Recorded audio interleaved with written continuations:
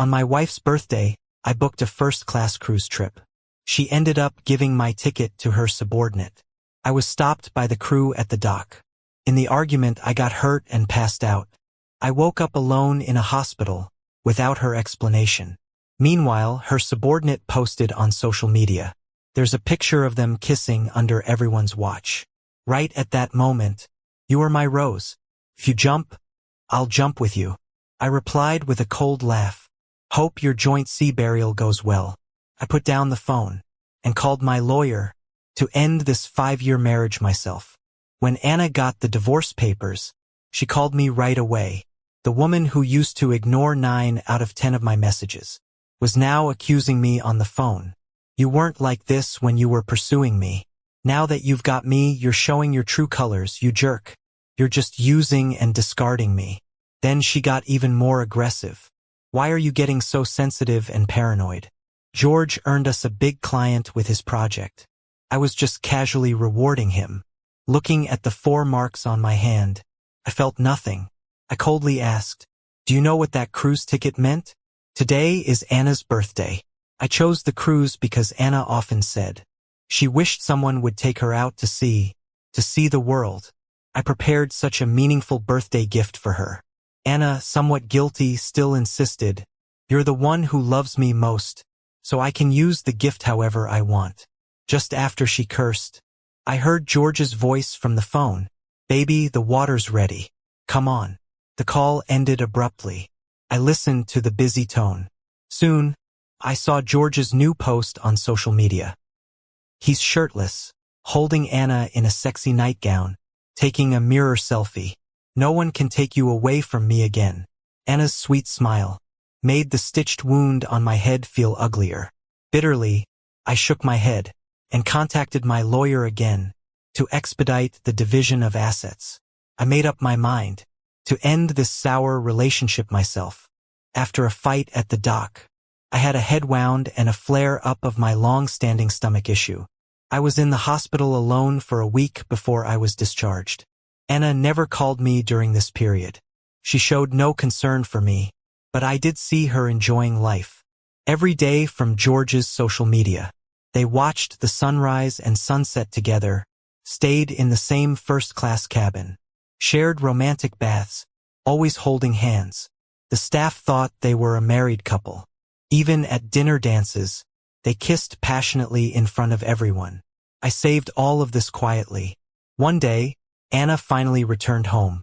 The minute she opened the door, she was overwhelmed by the garlic smell and yelled, "You know I hate garlic. What's with this stench in the house?"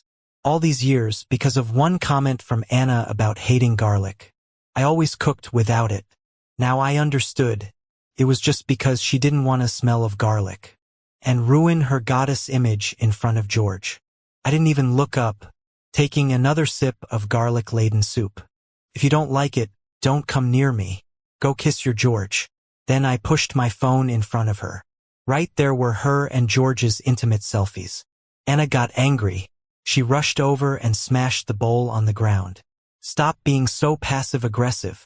I'm getting close to George for my career. What does a homebody loser like you know about that?" Sharp pieces of ceramic left a bleeding cut on my hand. "And who are you to be jealous? With your clumsy looks? Do you even realize how handsome George is?" Her words were still not enough for Anna. She even wanted to hit me. But unlike in the past, I held her hand firmly. "Have you had enough?" I said sternly. My change in demeanor took Anna by surprise. In the past, no matter how Anna treated me, I never fought back or argued. Maybe seeing the scars on my hand and head made her feel a bit guilty. "Your stubbornness needs to change. After all these years, I'm the only one who understands you enough to stay by you. Otherwise, with your bad character and uselessness, society would have abandoned you long ago." Her words were full of contempt. Back in school, I was inexplicably ostracized. No one wanted to hang out with me. Because of this, I became very introverted, even withdrawn. But Anna stepped up to be my desk mate. She was beautiful and well-liked. Not only did she want to be my friend, but she also asked others not to exclude me. She wrote me notes every day, encouraging me with different words. I was moved by her warmth and fell in love. I worked hard to keep up with her academically, and we went to the same college. I tagged along, always satisfying her wishes, chasing her for 5 years. Finally, after graduation, I married her with the help of the money I gave her for her startup. I've worked hard over the years to earn money for her business, but in her eyes, I remained a useless, bad-tempered fool. Feeling the bitterness in my throat, I said quietly, "You can't even look at me. Why not just sign the divorce papers? Let's free each other." Anna had her career and connections, becoming an enviable CEO. She was no longer the sunshine that warmed me, and I've endured enough all these years. Let's just call it my way of settling the debt from when she rescued me back then. When I brought up the divorce myself, Anna had this look of disbelief on her face. She snorted and poked my nose. "You, a broke, needy loser, have the nerve to ask me for a split? Take a good look in the mirror. Besides me, who else would even consider you?" Anna was about to keep laying into me when the doorbell rang. She turned and ran to answer it. Standing there was George, paying us a visit. Anna's expression softened, and she turned back to me with a sweet smile. "George is here." George, being all polite, greeted me with, "Hey, brother-in-law. Sorry to drop by unannounced. We're throwing Anna a surprise celebration. I came by just to invite you and Anna to join." Anna didn't even care about my bleeding wound. She pushed me into the room. "Hurry up and change. Don't go dressed all shabby and embarrass yourself." I wanted to confront Anna and force the divorce, but my pride told me not to back down in front of this crowd. So, I quickly wrapped up my wound and put on a suit Anna tossed my way. That outdated, wrinkled suit made me look even more out of sorts. When I was about to drive, George stopped me. "Brother-in-law, you don't look so great today. How about I drive you and Anna?" George urged me into his car, but Anna took the front seat with him.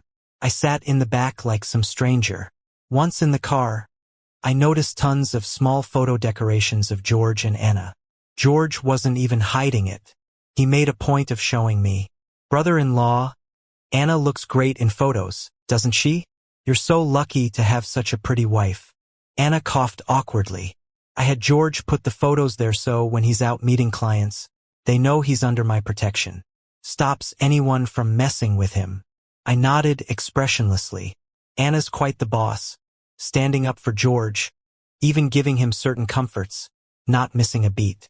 When we reached the destination, George mentioned he needed to change and told us to go ahead into the venue. After a while, he reappeared, and I was frozen in place. George was wearing a suit similar to mine, but clearly a luxurious custom-made one. I remembered the suit. Not long ago, Anna showed me a picture and asked, "From your man's perspective, would you like this shiny fabric? This Italian handmade, only 3 get sold a year, costs as much as a house." I thought she was planning to buy it for our anniversary. Now it all made sense. George feigned surprise and approached, patting my old suit. "Brother-in-law, our suits look so alike. Sorry, I didn't know Anna got me a suit that matched yours.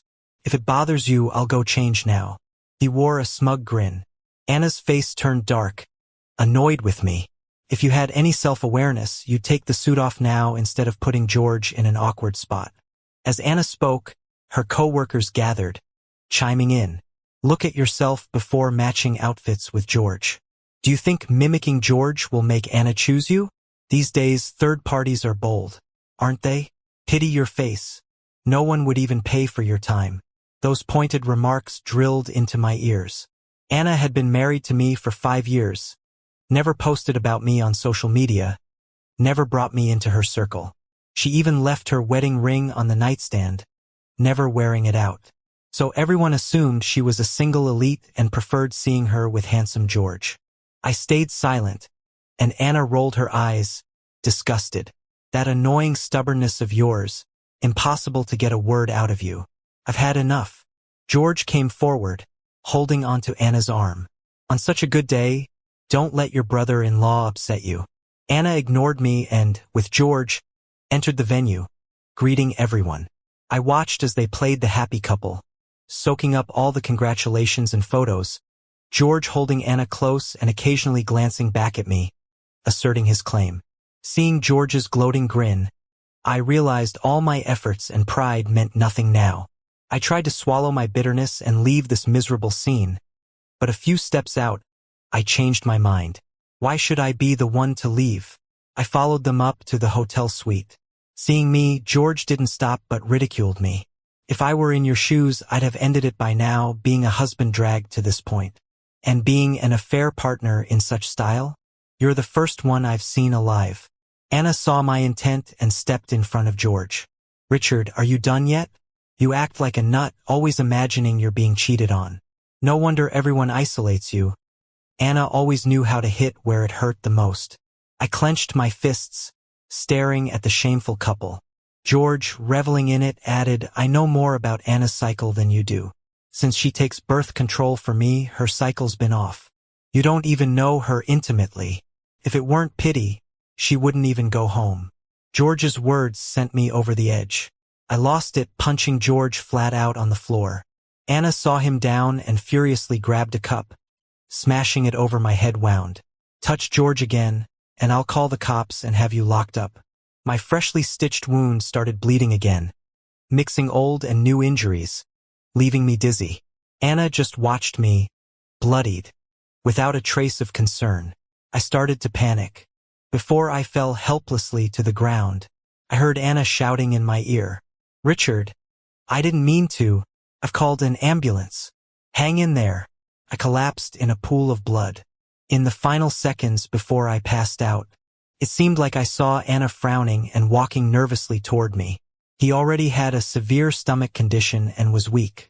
Now, with a huge wound on his head, he got a concussion. And yet you left him to die? If he dies here at the venue, can you bear that responsibility? The noisy commotion woke me up. I struggled to open my eyes and saw Anna holding my hand, looking concerned. Richard, how are you feeling? I'm sorry. I didn't mean to hurt you. Facing Anna's fake remorse, I showed no emotion. Everything I experienced over the past few days shattered all my dreams. I once thought I touched Anna with my sincerity, but now I've realized her demands for a secret marriage, no wedding, no honeymoon, not even rings, were part of her scheme all along.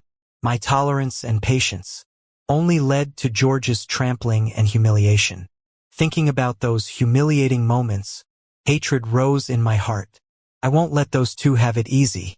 I put on a cold face and questioned Anna. Did you give George the plan for securing the big client? Anna brushed me off. You don't need to worry about my company stuff. What's important for you is to recover. I'll transfer you to the best hospital in the province soon. I shook off Anna's hand. That plan was something I worked on day and night. And you just handed it off to George to make him a business elite? Anna's face changed. Richard, did you hit your head and get amnesia? How could you make any plan? You don't understand business. The plan was George's work. Anna dared to blatantly turn the truth upside down. During the startup phase, it was me behind the scenes advising Anna on how to secure high-profile clients, making plans, and Anna used my funds and plans to gradually build her assets. Yet her attitude towards me grew more impatient. All day typing on your computer, looking sloppy. Who cares about what you write? Why not spend time working out to get an 8-pack and be eye candy? Otherwise, why should I support you? I'd rather have 2 dogs. Although she looked down on me, Anna always opened my computer secretly to steal my plans. Ever since George returned to Anna, I suspected Anna was always stealing my plans. I didn't expect her to shamelessly attribute my work to George. But I'm no longer the Richard who loved Anna desperately. This time I'll make them pay. I think Anna refuses to divorce only because she's afraid of losing her free labor. Anna, today I realized what a scheming woman you are. In front of everyone, I directly revealed that Anna and I had been married for 5 years. I also publicly showed all the support I provided, from initial company funding to helping Anna silently. If anyone doubts it, they can come to my house and check our marriage certificate and all my records on my computer. The truth shockingly spread among everyone. What? Anna's been married all this time? So George is the side dude? How could she openly cheat like this? That's disgusting. Anna's face turned red and then white, forcing her to threaten me. Richard, can't we talk about this at home? Do you have to rip this open here?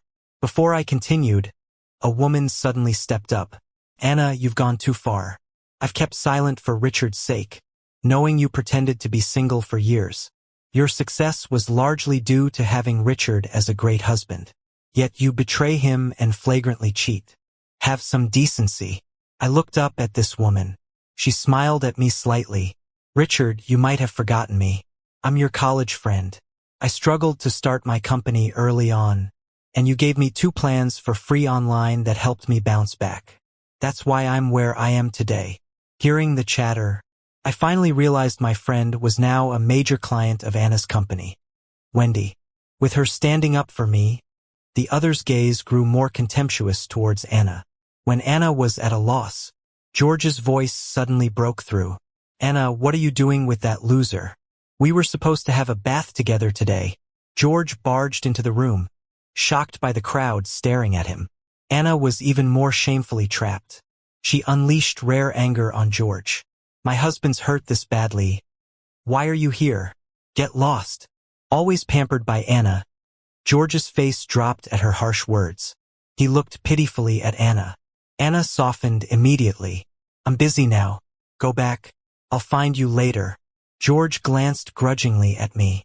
Seeing Anna still cared most about George's feelings, I took out my phone without hesitation, showing a video George sent to provoke me. In the video, George held Anna as they lay in a bathtub. George asked, "When can we openly be together?" Anna playfully kissed him, cradled his face, and promised, "As soon as I find a way to get Richard out with nothing, we'll get married and won't need to sneak around anymore."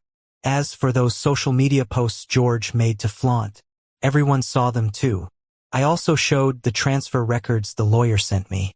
Here are all the transfers you made to George, draining our shared assets into his account. Anna, only someone like you could do something so disgusting. Before, to stay with Anna, I might have turned a blind eye and tolerated it. Thank goodness. Thankfully, even when Anna was on the brink, she still had that vicious mouth on her. This gave me the perfect chance to fight back. You claim you're busy with work and never cook. Yet how many meals have you made for George? You hate wearing makeup in front of me, but you'll put on heavy makeup and black stockings to please George.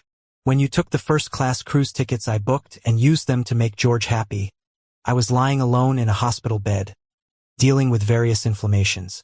I smiled through my tears. Anna, compared to everything I've suffered, what you're going through today is nothing. Upon hearing my intolerable accusation, everyone present looked at Anna with disdain.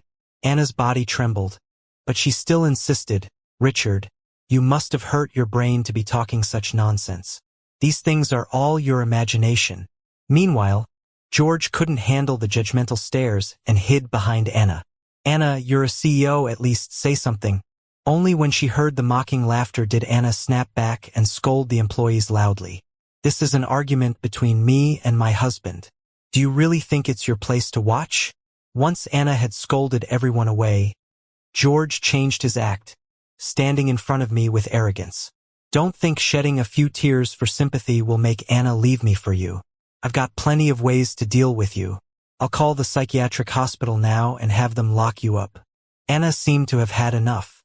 She forcefully slapped George's phone out of his hand and sternly ordered, "Is this a time for you to act up? Stop annoying me.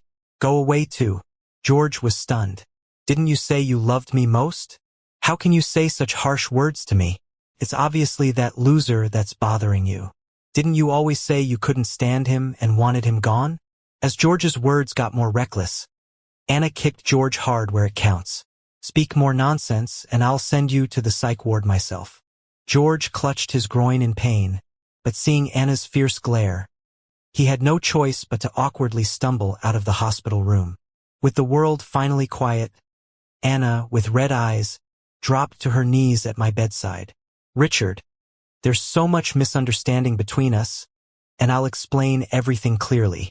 You have to believe in me, okay? After all, when you were outcast, I was the one who pulled you out of the abyss. I've been so good to you. We've been together for 10 years. I'd never hurt you for another man. Anna spoke with a hint of a sob, shedding crocodile tears. I sneered. For all the good you did back then, I've repaid you in full during the past 10 years. I won't be foolish enough to believe your insincere sentiments again. Anna, sign the divorce papers. Let's part on decent terms. I also warned Anna that I had preserved all the evidence and the property had been notarized. Don't expect me to leave with nothing. What's mine, I'm not giving up. As for the plans George stole, he can look forward to a court date.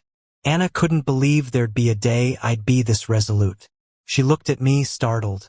Richard, I never thought you'd be so scheming and deep-thinking, that you've been guarding against me. Didn't you love me for 10 years? How can you bear to see everything I have ruined? I laughed and shook my head. You found it in you to stab my heart over and over. Compared to that, what I've done is just a drizzle.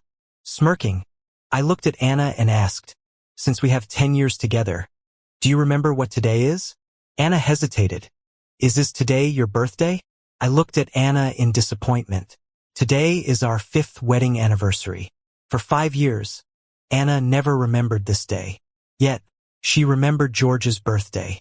Each time George had a birthday, she'd book the most luxurious hotel and throw the grandest party. She'd gladly buy him million-dollar cars and mansions. But on my birthdays, all she ever said was a careless happy birthday. She'd promised to celebrate once she was free. I can overlook my birthday, but I can't overlook the most meaningful day between us. Hearing this, Anna looked panicked again. How could I forget? I just didn't tell you to give you a surprise. What surprise? I replied blandly. A surprise of you and George renting a room at a hotel? Or the surprise of George changing your sanitary products for you? I've known for a while. Last year's anniversary, Anna spent it at a hotel with George. Inadvertently, I saw their intimate video on Anna's phone. In the video, George smugly claimed, Richard's such a frog, totally undeserving of you. To which Anna, filled with affection, responded, you have me, all of me, heart and body, only you.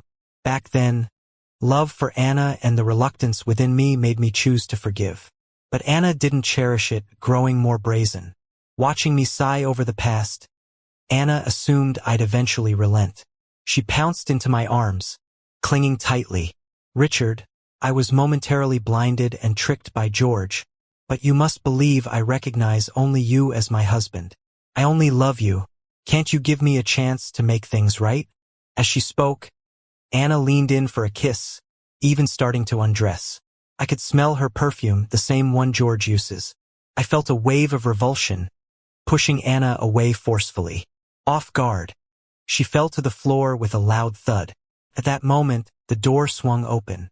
Instinctively, Anna wrapped her clothes tighter and immediately explained, George and I were just talking shop. Our relationship is purely professional. Don't get the wrong idea. But Anna herself was taken aback after she said it. Wendy, standing in the doorway, smirked at Anna. Anna, your shameless third party at home is raising hell right now. You better go make it up to him. Anna's face turned red. Whatever George wants to do has nothing to do with me. Wendy laughed even louder. I never said the third party was George. Why are you, Anna, taking it personally? Right after she said that, we heard George's crying in the hallway. Let me go. If Anna doesn't want me, I don't want to live anymore. Hearing George's voice really shook Anna's resolve. She bit her lip and looked at me. Richard, wait until I sort out this mess. I'll come back and make it up to you. I'll fix our marriage. You have to believe me. But I'm afraid even Anna didn't believe her own words. Watching Anna rush out of the hospital room towards George, I couldn't help but find it all ridiculous. But I've also stopped feeling any heartache over Anna. I chuckled wryly and looked at Wendy. Sorry for the drama today. But seriously, thank you. If it weren't for you today, I might have bled to death right there. You're my lifesaver. It was just a simple thank you, but it brought tears to Wendy's eyes. She forced a smile and handed me a gift. I came over today to give you an anniversary present. I know today was supposed to be important for you. Now, the gift seems kind of unnecessary. I opened the box to find some stomach-soothing powders, with a small note on top that read, Sleep early, eat healthy. If you feel bad, just mix one up and drink. Seeing that familiar handwriting, I felt a shock through my whole body. Wait, were those notes and letters from before all written by you? Wendy didn't expect me to remember her handwriting. Hearing my question, she started crying again. I'm sorry. If I'd known Anna would treat you like this, I would have been braver back then. From Wendy, I learned the truth. Back in the day, after I helped Wendy when she fainted from low blood sugar on the playground, and bought her chocolate, she started to have a crush on me. But Anna, seeing Wendy as a rival to her beauty and popularity, bullied her when she discovered Wendy's feelings. Anna declared, "Your crush will soon be my patsy. Just wait and see." Using her queen bee status, Anna got everyone to gang up on me, until I retreated into a shell, only to swoop in pretending to be my savior later. She even took credit for Wendy's supportive notes to me, making them seem like her own. That's why I used to think Anna's handwriting looked different from when we were younger. Unfortunately, I was too weak back then, afraid of confrontation, and suffered in silence. But that ended up hurting you. Looking at Wendy, who was now sobbing uncontrollably, I felt no resentment, only deep pity for her. At the same time, a weight lifted off my shoulders. Seems like I don't owe Anna anything at all. No wonder she'd been such a disappointment to me over the years, and no wonder Anna had no guilt about stealing my work for George. She'd been playing me all along, from the start. I was blind with my feelings to realize she was manipulative and selfish, with no regard for others. Wendy and I talked for ages like old friends. In the end, Wendy told me that if I ever needed help, I should reach out. I assured Wendy that I won't let myself suffer any longer. After Wendy left, I reached out to the lawyer again. I wanted to change the divorce agreement. This time, I wanted to make sure Anna left with nothing, and paid the price for stealing my work. The lawyer assured me he'd handle everything. While the divorce was underway, Anna showed up again. She made herself look pathetic on purpose, and as soon as she appeared, she knelt in front of me. I've sorted things out with George. I realized it's you I love most. I can't lose you. Richard, you've always loved me and accepted me. You can forgive these little mistakes, right? Seeing that I wasn't moved, Anna wrapped her arms around me and started undressing. Richard, you loved me so much, right? I'll take care of you every day, make you so comfortable. Once proud and aloof, now she grovels like a dog trying to win my favor. I pulled away in disgust. Anna, I have nothing to say to you. Don't worry. I'll make sure you pay for your actions. You'll leave empty-handed, and your dirty little secrets will be on the internet soon, for everyone to see the real you. Good luck with that. Anna's face turned menacing, but realizing her situation, she switched back to sobbing. Richard, I was the one who pulled you out of despair. If it weren't for me, you'd have, how can you be so ungrateful? Bringing that up only made my temper flare. Anna, can you be honest for once? Admit you were the one who pushed me into the abyss in the first place. I looked at Anna with all my anger. I know everything about that time now. I know you ruined me. I know you only used me to hurt someone else. You took someone else's credit, made yourself seem like my savior. For years, you've only used me. Where's the love in that? I finally saw it all clearly. For years, Anna had been manipulating me, just squeezing out every bit of value from me. Whether it was saving up for a startup, buying a house or car, or becoming the power behind her every move later on. There was no genuine feeling from Anna, only exploitation. Yet, faced with my accusations, Anna was still that cowardly little bully, too scared to admit her wrongs, just making excuses. But I stood by you, pulled you up. If not for me, you'd have kept being bullied. You'd be depressed. And I let you feel the cold and warmth of human nature early on. It made you stronger inside. Shouldn't you thank me for that? Seeing me exude coldness, Anna finally broke down in tears. Richard, I'm sorry. I was selfish. I realize I'm just pretty and nothing else. When I saw you're actually smart and capable, and especially easy to deceive, I decided to keep you dangling this way, to make you give me everything. You're so amazing. I was scared if I lost you, I wouldn't make money. So I kept hiding things from you, trying to use you. The truth stings, but Anna finally laid it all bare. She clung to my legs, trembling. She kept bowing to me. For the sake of all the years you've loved me, forgive me just this once. Don't push me into the abyss. I'm begging you. I kicked Anna away. It wasn't me pushing you into the abyss. It was the demon inside you. I called hospital security to escort Anna out as she begged and pleaded. Later, the internet exposed what Anna and George did.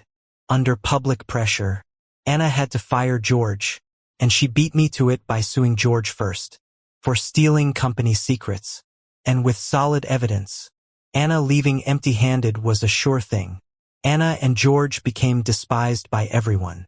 She had no choice but to hand over the chairman's position to me, then quietly leave the company. On the day I was discharged, Anna still came to pick me up with nothing left. But I got into Wendy's car. I just told Anna to meet me at the civil affairs office tomorrow for a divorce. Ignoring her former self, she chased our car like crazy. Richard, please, give me another chance. As long as you still want to love me, I can give up everything. In the rearview mirror, Anna reminded me of my former self, so humble to the point of dust. Watching her fade from sight, I knew I'd finally shake off the demon that dragged me down and stand tall again to embrace life.